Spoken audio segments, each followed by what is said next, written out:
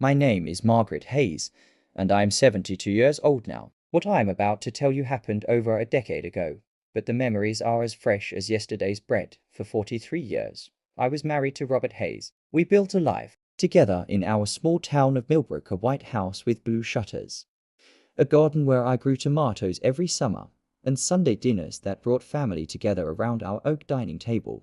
Robert was a good man. At least, that's what I told myself for most of our marriage. He worked as an accountant, steady and reliable. We raised 3 children: Daniel, Sarah, and Emily. They grew up, moved away, started their own families. That's how life goes, isn't it? When Robert died in March of 2012, my world tilted sideways. Heart attack. Quick and brutal. One moment he was reading the newspaper at breakfast, the next he was gone. The doctors said he didn't suffer. That was supposed to comfort me. The funeral was large. Robert knew everyone in town. I stood there in my black dress, accepting condolences, watching faces I'd known for decades express their sympathy. Our children were there, of course. They cried. They hugged me. They promised to visit more often. But then something strange happened. After the funeral, after the casserole stopped arriving and the sympathy cards slowed to a trickle, the silence began. I'd call Daniel. No answer. I'd leave messages. Nothing. Sarah would promise to come for Sunday dinner, then cancel at the last minute. Emily stopped responding to my text altogether. First, I made excuses for them. They're busy. They're grieving in their own way. They need space. I convinced myself it was temporary, but weeks turned into months. Thanksgiving came and went, no invitation. Christmas arrived, and I spent it alone for the first time in my life, staring at the small tree I decorated by myself, wondering what I'd done wrong. I kept cooking anyway. Every Sunday, I'd prepare a full meal: pot roast, mashed potatoes, green beans, apple pie, and I'd set the table for 5, hoping someone would knock on the door. No one ever did. I called over and over. I left voicemails filled with love and confusion. Hi sweetheart, it's MOM. Just checking in. I miss you. Call me back when you can.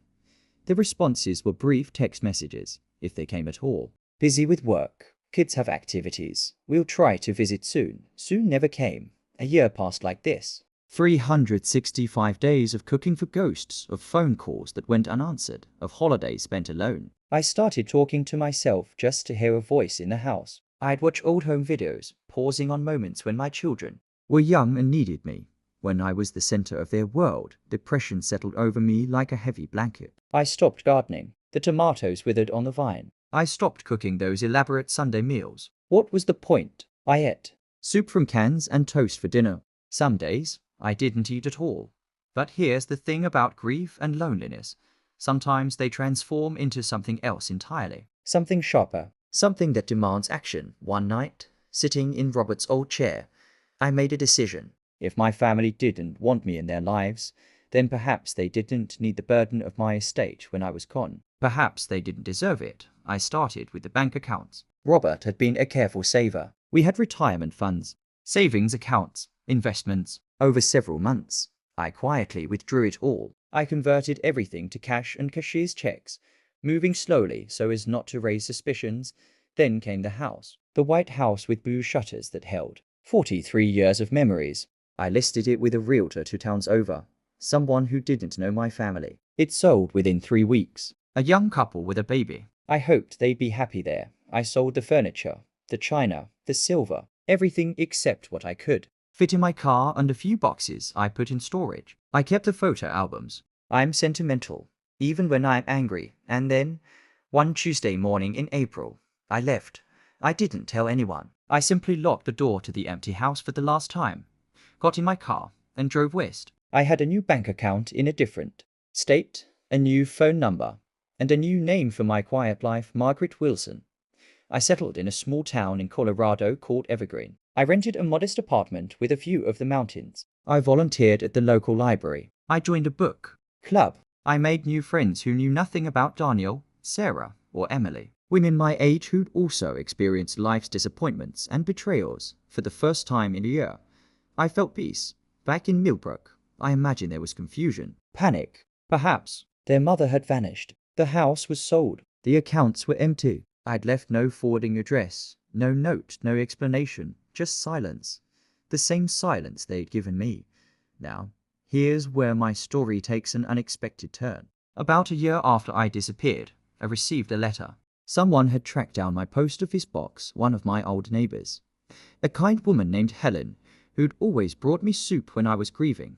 The letter contained news. Apparently, my absence had sparked something in my children. Daniel had hired a private investigator. Sarah had broken down crying to Helen, confessing that they'd stayed away because Robert's brother, Uncle Thomas, had told them I'd said I needed space, that I'd asked not to be bothered during my grief. He'd intercepted my calls, deleted my messages when he had access, created an elaborate lie that had poisoned my relationship with my own children. Thomas had been the executor of Robert's will. He'd wanted control of the estate for himself, you see. His own finances were in ruin from gambling debts. He'd thought if he could isolate me, make me dependent, he could manipulate me into signing things over to him.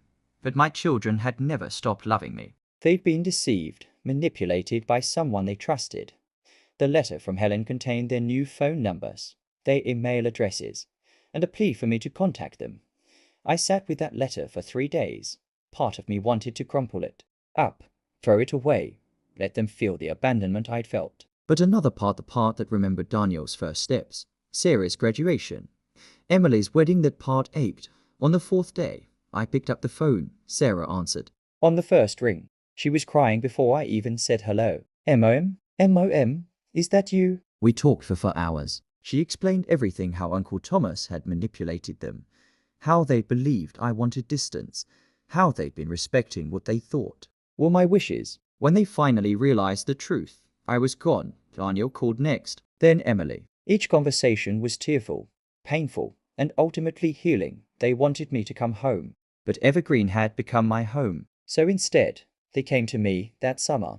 All 3 of my children and their families came to Colorado. We rented a cabin in the mountains for a week. We cooked together, hiked together, and talked through everything that had happened. We grieved Robert properly, as a family. We mourned the last year, and we forgave each other and ourselves.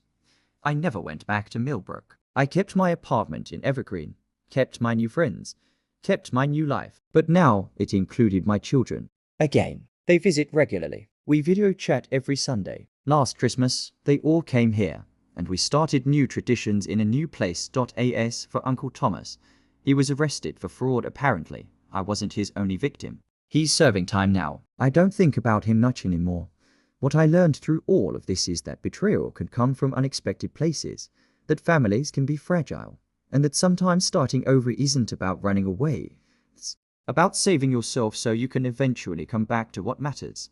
I'm 72 now. I still volunteer at the library. I still attend my book club. And every Sunday, my phone rings, and I hear the voices of the people I love most in this world. Some endings are really just new beginnings in disguise. You just have to be brave enough to walk through the door, and sometimes a little revenge, the quiet, dignified kind, clears the air enough to let love back in.